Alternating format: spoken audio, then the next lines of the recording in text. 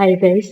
AP డిఎస్సికి సంబంధించి ఈరోజు న్యూస్ కనుక చూసుకుంటే మెగా డిఎస్సిలో 15,340 మందికి కాల్ లెటర్స్ అనేసి ఒక న్యూస్ అయితే రావడం జరిగింది. ఇంకా కొనసాగుతున్న ధృవపత్రాల పరిశీలన అనేసి ఇచ్చారు. సో మనం కనుక నిన్న చూసుకుంటే నిన్న మనకి వెరిఫికేషన్ అయితే స్టార్ట్ అయింది.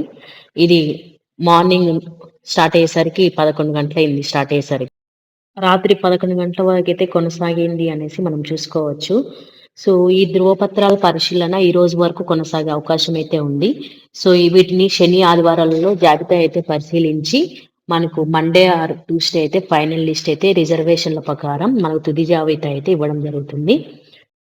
కట్ ఆఫ్ మార్కులతో పాటు ఎంపికైన అభ్యర్థుల జాబితాను పారదర్శకంగా అయితే విడుదల చేయనట్టయితే తెలిపారు.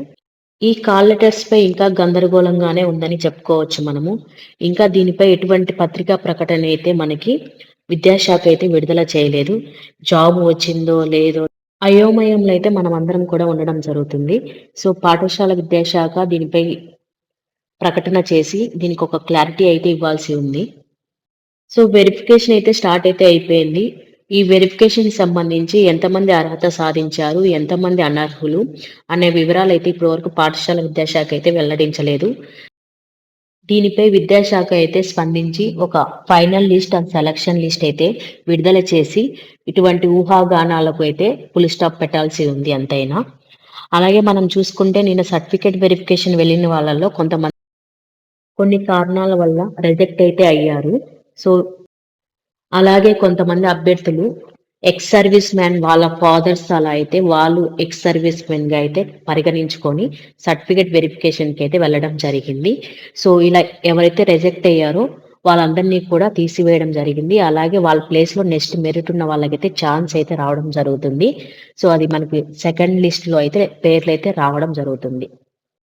సో ఫస్ట్ లిస్ట్ లో ఛాన్స్ అయితే రాని వాళ్ళు వెయిట్ చేయండి. సెకండ్ లిస్ట్ అయితే వచ్చే అవకాశం అయితే ఉంది.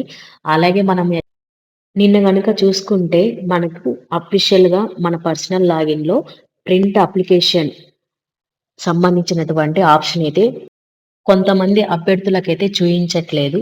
మరి ఇది ఎందుకు డిలీట్ చేశారు అనేసి విద్యాశాఖ అయితే ఇంకా స్పందించలేదు. మరి మనం గనుక చూసుకుంటే ఇది ఓన్లీ సెలెక్ట్ అయిన అభ్యర్థులకు జాబ్ కన్ఫర్మ్ అయిన అభ్యర్థులకు మాత్రమే ఉంచారా? సెలెక్ట్ కాని అభ్యర్థులకు రిమూవ్ చేశారా అనేసి తెలియాల్సి ఉంది. మనకు దీని గురించి అయితే ఈరోజు ఈవినింగ్ లోపల ఒక క్లారిటీ అయితే వస్తుంది. Thank you guys.